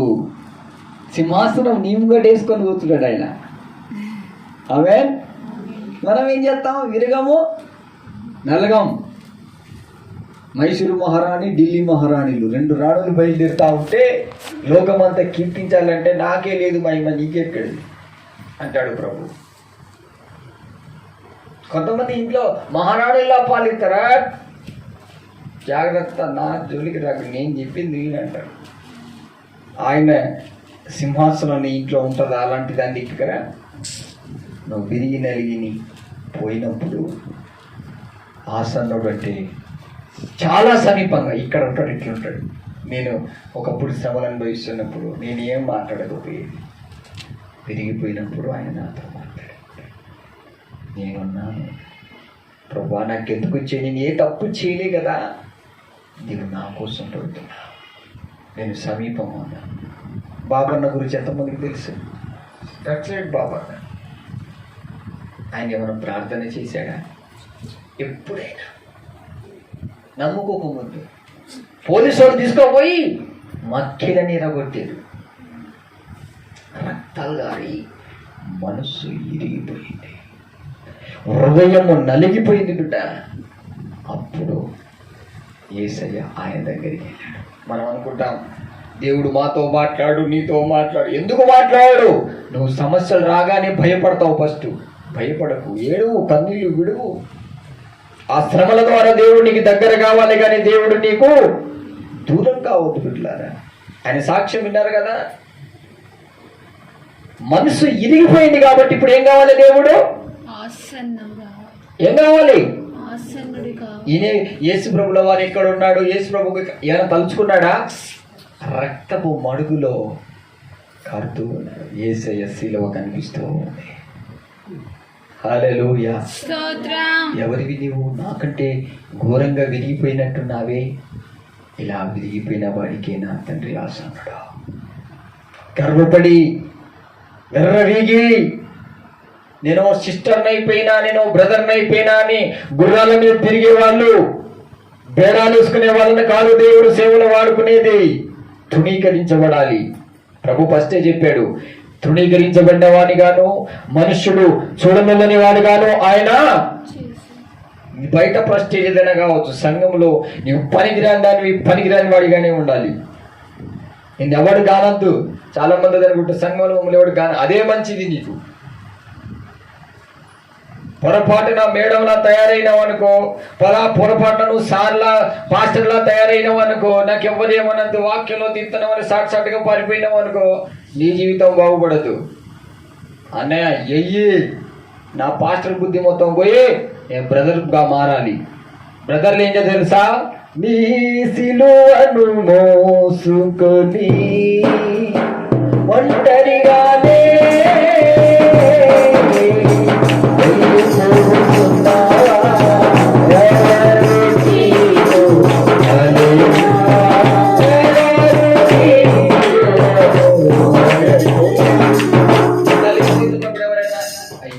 పాపమైన సహాయం. దగ్గరికి రాకు. ఇది నేను ఒంటరిగా మోసే సిలువ. చెప్పింది ఎవరు కాదు, నా ఆత్మీయ తండ్రి. తన్నినా మంచిదే. ఇప్పుడు ఇవి నేను నేర్చుకోవాలంటే నేర్చుకుంటే రేపు నేర్పిస్తాను. ఎందుకు ఇరగొడుతున్నావు? దేవుడు నీకు దగ్గర కావడానికి. అది మనకు అర్థం కాదు పిచ్చి మోకాళ్ళకు. ఏమర్థమైతే నీకు? మనం ఏమైనా శత్రువులమా? మనం ఇద్దరేమైనా శత్రువులమా నీకు వాక్యంలో గద్దించి హింసించడానికి? నీ ప్రవర్తనలో మార్పు చెంది విరిగి నలిగి మనసు కలిగి ఉంటే దేవుడు నీకు ఆసన్నుడు. ఆ పాట పాడుతూ విన్నప్పుడప్పుడు ఆసీనుడవు కమ్ము యేసు, ఆసీనుడవు కమ్ము, స్తోత్రాల మీద నా స్తుతుల మీద, ఆసీనుడవు కమ్ము యేసయ్యా. చాలా మంచిగా చెప్పాడు. ఎప్పుడు వస్తాడు నీ స్తుతుల మీద ఆసీనుడై?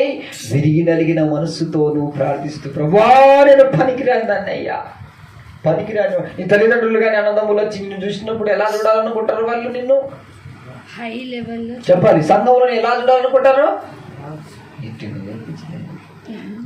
ఏం గతిలేదే నీకు? ఇది ఒకటి డ్రెస్ వేసుకొని తిరుగుతావే. నేను ఎట్లా నేర్పించినా నీకు? సగం చిరిగిపోయినా వేసుకోమని చెప్తే మొత్తం మారిపోయినాను. నీకు గతి లేదని అంతే అంటారు. యేసు ప్రభు పరలోక రాజ్యంలో ఎలాంటి వస్త్రాలు ఉన్నాయి? ధవళ వస్త్రము ధరించిన ధవళ వస్త్రధారి ఆయన. ఏ వస్త్రాన్ని ధరించాడు? ఉదాహరణపు వస్త్రం. వస్త్రం గురించి చెప్తాను, టైం చూసి చెప్తాను. హల్లెలూయా. మనం ఏమన్నా ఇలాంటి బట్టలు వేసుకున్నాం. హల్లెలూయా. నేను మంచి చేయాలంటే మీరు చిరిగిపోయిన బట్టలు వేసుకోండి. ఖచ్చితంగా వేసుకుంటాను నేను. సూపర్ వేసుకుంటా. కోటు బూట్లు టక్ వేసుకొని పైన అది లోపల తిరిగిపోయినది ఏముంటుంది? మీరు తిరగని వాళ్ళే మంచి చేస్తానన్నాక నేను ఇవ్వాల్సిన అవసరం ఏముంటుంది చెప్పండి? మీరు రాజులు, నేను దాసుని. చూడండి వాక్యములో పావన సాక్ష్యాన్ని గుర్తు తెచ్చుకోండి. ఆయన ఏడుస్తూ ఉన్నాడు. యేసయ్య దర్శనం ఇచ్చాడు. శరీరము ప్రకృతి సంబంధమైనది, కానీ ఆత్మదేవుడు అనుగ్రహించిన అందుకే యేసు ప్రభుల వారానికి దర్శించాడు. ఆ ఆత్మలో విరిగిపోయింది. శరీరానికి వచ్చే శ్రమలకు మనం భయపడిపోతే నీ ప్రాణాత్మ శరీరాలు నీ కంట్రోల్లో ఉండవు. మనల్ని ప్రార్థన చేస్తారు, ప్రభు నాకు ఏ రోగం రావు, ఏ శోధన రావు, ఎవరేమన్నది నాయన. ఇలాంటి ప్రార్థన చేస్తారు సీక్రెట్గా. నాకు అలాంటి ప్రార్థన, శ్రమలు రావాలి, అప్పుడే నువ్వు నాకు సమీపముగా. దేవుడు నా దగ్గరికి ఎలాగొచ్చాడు తెలుసా? శ్రమలు శ్రమలు శ్రమలు. అందుకే పాడాను, మేలుగాయనే మేలుగాయనే శ్రమలే నాకు, శ్రమలు నాకు మేలుగాయనే,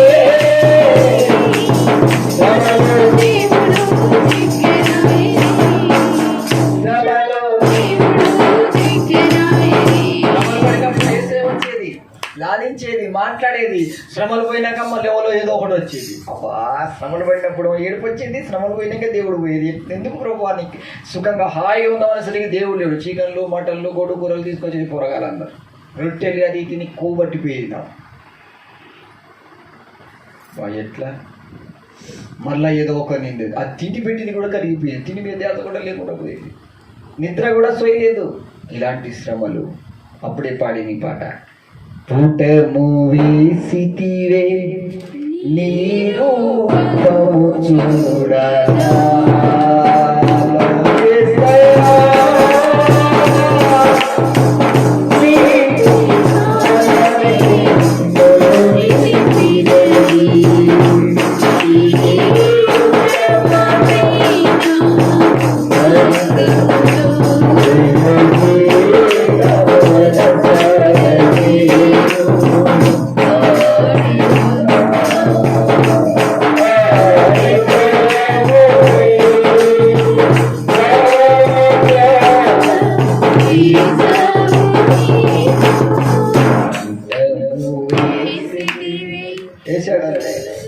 ఇక నా గురించి నేనేం ఆలోచించినట్టు లేదు. ఇక్కడ అంత ఘోరమైన పుట్టుక వేసినప్పుడే ఆయన స్వరూపమున అయింది. అదే కల్తీలో రాసినప్పుడు, నా క్రీస్తు స్వరూపం మీ యందు ఏడుపరు పడుకు. దేవుని స్వరూపం నీ ఎందుకు రావాలంటే నువ్వు అద్దంలో ముఖం కూడా చూసుకోవు. నేను చూడలేదు ఎప్పుడు. ఇప్పుడు ఏదో వాళ్ళ వీళ్ళని చూసి కొద్దిగా ఏదో అట్లా సేవకుడి కదన్నా మా పరువులు పోయేటట్టున్నది నువ్వు చేయవచ్చు అని అంటే సరే అని అట్లా చూస్తాను. చూసుకొని కూడా చూసుకోను. ఆ ఇంటికి ఏం ముసిపోతున్నాయి ఎక్కడిదక్కడ మామూలు ముసిపోతలేవు. స్నానం చేసినప్పుడు ఇంటి చేస్తాను. హల్లెలూయా. అది పోతే నేను బాధపడేదా, ఏడ్చేదా? మీరేం చేస్తారు? అలా అలా ఇంటికి వెళ్ళిపోతే ప్రార్థన చేయి. ఇంటికి ప్రేమికులు, గడ్డం ప్రేమికులు, మీషం ప్రేమికులు, ఇంకా చెల్లు ప్రేమికులు, వార్తలు చదువుతారు ఛాయ్ ప్రేమికులు అని ఎన్నికల కోసం బాధపడేది లేదు. చెల్లి చూసాను ఇంటికి అనిపోతున్నాయి కదా బాధ అనిపిస్తుంది అంటాడు. అది ఉన్నా ఒకటి పోయినా ఒకటి. నా మనసు విరిగిపోయింది. ఎంటికలకు నీకున్న అనుబంధం అనే మనసు ఇరిగిందా? ఇరగలే. బట్టలకు నీకున్న మనసు ఇరిగిందా? ఇరగలే. చెప్పులకు నీకున్న మనసు ఇరిగిందా? ఇరగలే. ఇరిగితే సోయి ఉండదు. ఇరగలేదనుకో అన్నీ క్లారిటీగా. Praise the lord. హల్లెలూయా. ఓ టీవీ ప్రసంగుడు 2007 సంవత్సరంలో నాకు కలిసాడు. నాకు కలిసి రేపు టీవీలో నువ్వు ఒక పాట పాడాలి, మంచి మధురంగా పాడుతున్నావు అన్నాడు. కొత్తగా అప్పుడే వస్తుంది బైబిల్ టీవీ, ఆరాధన టీవీ స్టార్టింగ్. అప్పుడు పాడుతాను.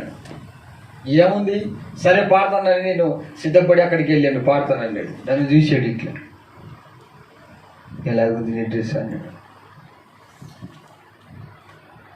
మంచిగానే ఉందన్న. ఇలాంటి డ్రెస్ తోటి నువ్వు టీవీ ముందు వాడితే వాళ్ళు చూసేటోళ్ళు ఇలా చూస్తారు అన్నాడు. నేనన్నా వాళ్ళు చూసేది పాటనా నన్న? నిన్ను చూస్తారు, నీ పాటను చూస్తారు అన్నాడు.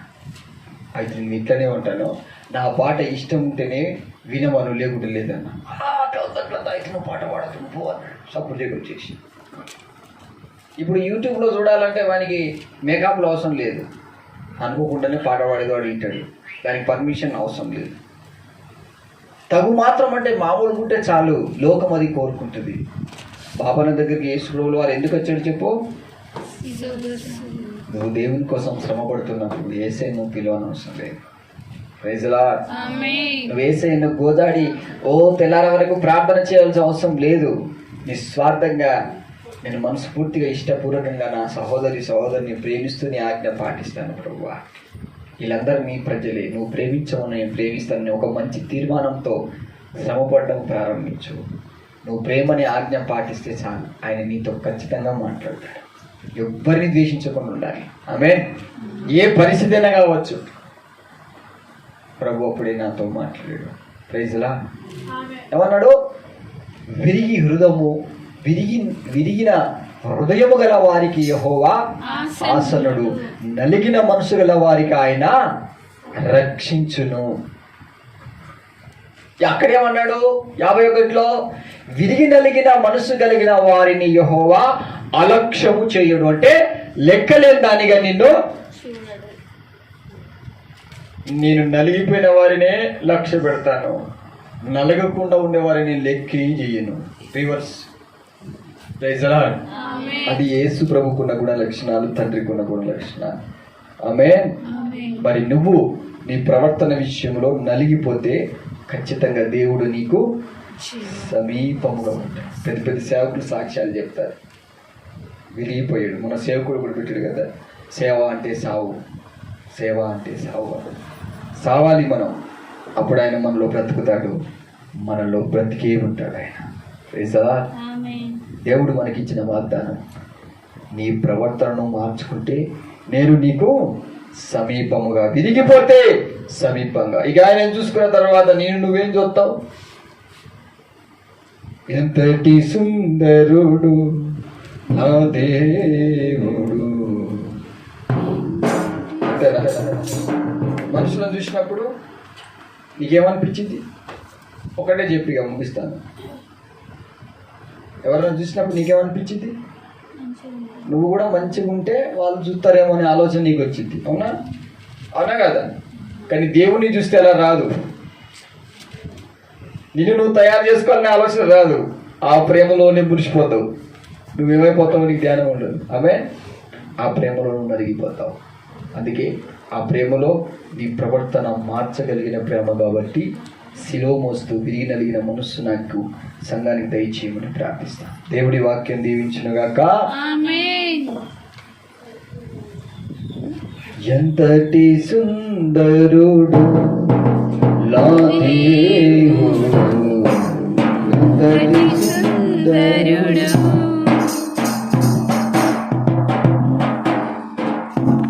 ఏమీ లేదు నాయందు అతిశయించుటకు, యేసయ్యా. ఏమీ లేదు నాయందు అతిశయించుటకు, నా అతిశయం నీవే.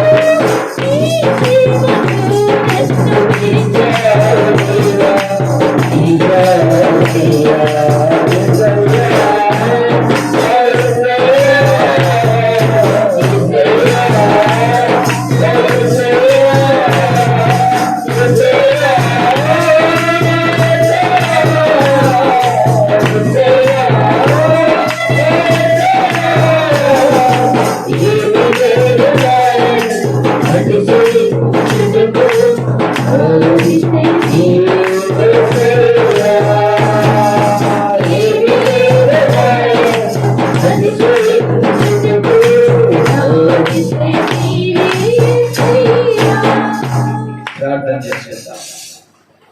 అడవి ఒలివ మొక్క వంటి దానను నేనయ్యా, సారవైన ఒలివ చెట్టు నీవు యేసయ్యా.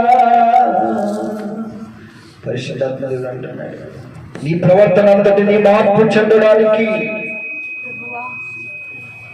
పుట్టము వేయబడము, విరిగి నలిగిన మనస్సును ఆయన ఏ రోజు దూరం దయచేయండి ప్రభువా. విరిగి నలిగిన మనస్సు గల వారిని ఆయన ఏ రోజు దూరం చేయడు. దూరం చేయరు ప్రభు. విరగని వారిని, నలగని వారిని, విరిగి నలిగి ఉండనటువంటి వారిని నీవు ఎక్కువగా ఇష్టపడే వారిని దగ్గర పెట్టుకుంటున్నావా? నీ ప్రవర్తన అంతటి మీద ఆయన అధికారాన్ని ప్రభువా. కొన్నిసార్లు నా ప్రవర్తన మీద నీ అధికారానికి లోబడలేకపోతున్నాను. కారణం నా మనసు విరిగలేక వచ్చింది. కొన్నిసార్లు ప్రార్థిస్తుంటే నాకు జవాబు రాలేకపోతుంది. శ్రమలు, బాధలంటే నేను తెలియకుండా సుఖంగా పెరిగానయ్యా. ఆ సుఖమనే దయ్యాలు నన్ను ఇంకా సుఖపడతలేవు. నీకెందుకు ఈ కష్టాలను శోధిస్తున్నాయి? ప్రార్థన చేసి వాక్యం ద్వారా సాధనతో పోరాడు. ఒక్క వాక్యం కూడా నీ దగ్గరికి రాదు. నువ్వు సాతాను సంబంధివి. దేవుని ప్రజల దగ్గరికి దేవుని వాక్యం వస్తుంది. అబ్రహాముకు ఆ వాక్యము వచ్చెను. ఆ వాక్యమే యేసుక్రీస్తు శరీరధారిగా వచ్చెను. నువ్వు దేవుని బిడ్డవైతే వాక్యం నీతో మాట్లాడుతుంది. నీవు విరగొట్టబడకుంటే దేవుడు నీకు ఎలా సమీపమవుతాడు? నీవు సిలువ మోయకుంటే నువ్వు ఆయన శిష్యురాలుగా, శిష్యుడిగా ఎలా అవుతావు? ఈ శ్రమలు అంతకంతకు నాకు దేవునికి దగ్గర చేస్తాయి. నేను శ్రమలు వద్దని ప్రార్థన చేయను ప్రభువా. శ్రమలు రాని కానీ తట్టుకునే శక్తిని అయ్యా. ప్రేమని ఆజ్ఞ నిర్వర్తించే కృప దయచేయండి. ద్వేషించమనే దయ్యంతో ప్రేమతో పోరాడే కృప దయచేయండి. చావాలి ప్రభువా. నాలో ఉన్న ఏర్లని పాప ఏర్లని చంపండి. ప్రభు. ప్రభు అంటున్నాడు, నీ ప్రవర్తన అంతటి మీద ఆయన అధికారం రాకపోవడం కారణం శిలువ వేయలేకపోతున్నా.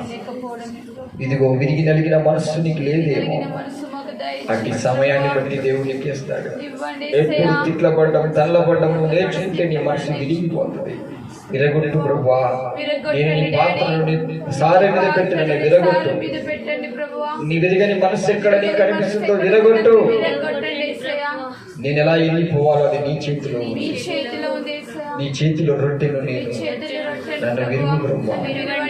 పిచ్చబడుతున్నప్పుడు ప్రేమ చూపించే మనసు దయచేసి, నలగొట్టబడుతున్నప్పుడు ప్రేమ అనేది చూపించే శక్తిని దయచేసి, మనసు పూర్తిగా నిస్వార్థంగా నేను నీ కోసం చేస్తున్నాను.